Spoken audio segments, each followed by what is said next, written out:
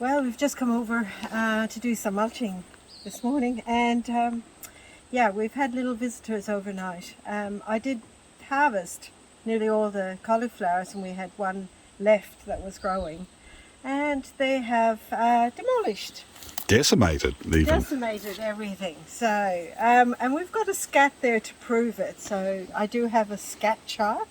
I'll see. We think it might be a Quoll, but they've obviously had a very, very busy time. We've got some blood and bone over there, and Probably attracts them, yeah. Yeah, they're like, yeah. So I think they've chewed their way through the bag, and yeah, maybe they, yeah, and they would have got over. They'll get over the fence. You can't stop them. They're great climbers, yeah. They're actually rather cute looking, but They, yeah, we have to get our outside cameras on just to see what it is. But we're just going to clear up these last few cauliflowers anyway today, and get ready to sow something else. So, I'll just keep the leaves for my little wallaby friends, and hopefully, oh, it came out easy enough. We'll pop that in the compost, add back to the earth, and thank you, Mr. Quoll. Do this. we have to put up a bean structure. In fact, I should have had it done before we planted these purple climbing beans.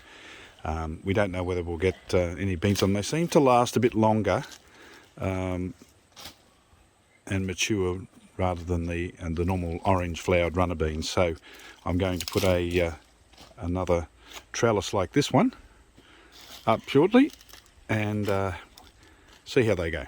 Sometimes they stay in the ground over winter and will come up the next year. Certainly runner beans can be like that.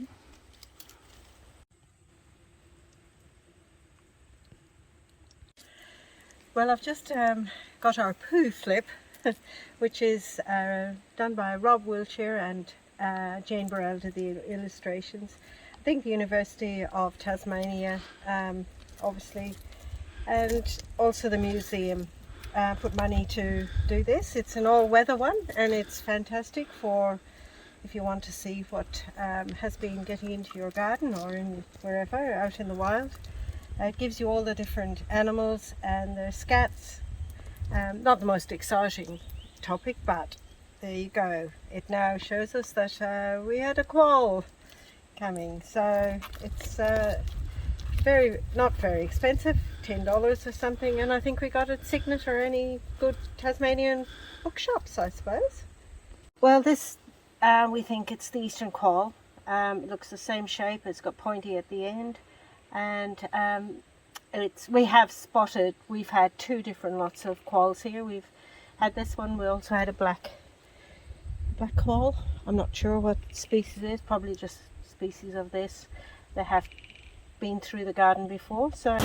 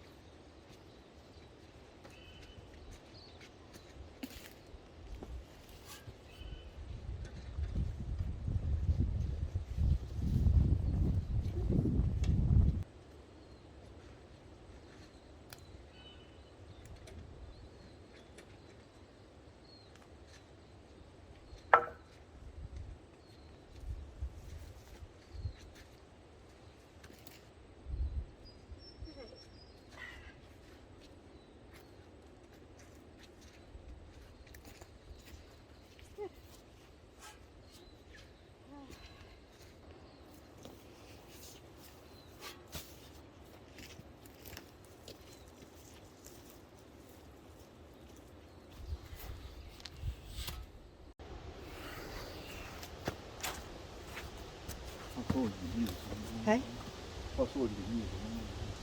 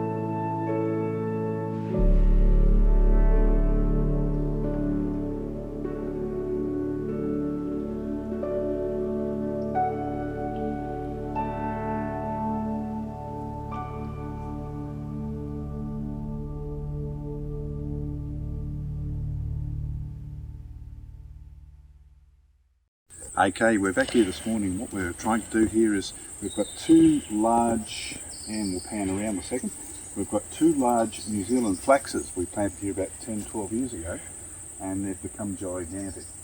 So we're twofold. They're blocking the view to the pond here, but more importantly we're worried about them setting seed along the creek here and growing a little too well. We don't want them to become invasive. So we've got a couple of hybrid flaxes over the back here which are about a tenth of the size. So we're going to retain those but get rid of the larger flaxes. So we think the best bet is we've tied off the hand winch to this large gum tree, and what we're hoping to do is to get around the base of it. They're fairly shallow rooted, so we're hoping to extract them with the hand winch. Wish us luck. You know how we love these hand winches, though. We do love hand winches. Just got the hand winch going, setting up. We should really upgrade to an easier method. Or even triple the thickness of the rope, and even then I'm not confident that we'll be strong enough to extract the flax, but we'll see how we go. So here's the hand winch. As I say, we hope to upgrade soon.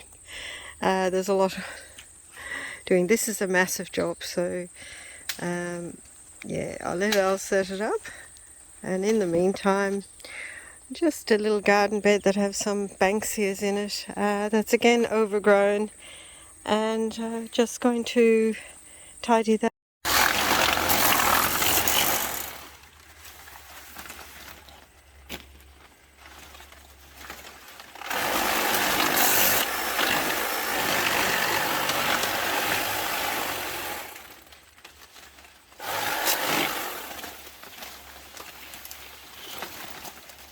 Tough stuff.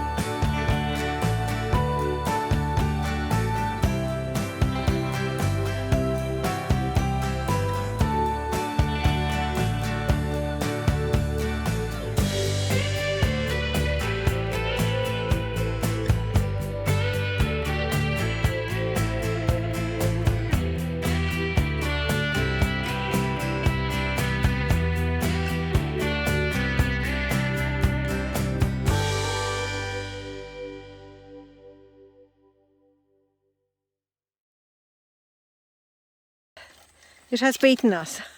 It has been. It has beaten us. Unfortunately, the winch didn't work. It's just too deeply embedded into the soil. There may be shallow roots, but there's a lot of them. And hard to dig out. I And tried. hard to dig out. So we're getting it down as short as we can, and then I might take to it with a chainsaw or brush cutter with the blade on it or something like that until we can get it low enough that we can dig it out. But it's not going to be an easy job, and it will take some time. But at least we've got it down, and we can Yep. get into the area. I can see what a cat will be like once all that's gone. That's right. And they don't burn. This one here does. This is a horse That tail. is dangerous. That's dangerous. We've left one there. Looks lovely, but very dangerous Very in dangerous. fires. But the actual flaxes, New Zealand flaxes, don't burn well at all. The dry bits do. It may help to kill it off. As I said yesterday, we're going to leave the hybrids, which are the purpley coloured ones you can see over the back. They will stay, but the New Zealand species flax. I think we actually bought them. We'd been to New Zealand and thought they looked lovely, and saw them in a nursery and looking very cute. Oh, they're nice and small. They're lovely. I think they're actually listed on the. There's a list of invasive species. Oh, I might check that out actually. Yeah. Tasmanian, I think they're on it. Yeah. Certainly the species, these large And ones. even though we've owned the place for a long time, 19 or 20 years, we've only been living here the last year or two, so everything's got out of control. It was rented out prior to that, so yeah, there's a lot of work to be done, but good fun. It was rented out as accommodation. Yeah, and it was really nice, and we didn't expect the guests to do the gardening, so therefore we didn't do any. Okay.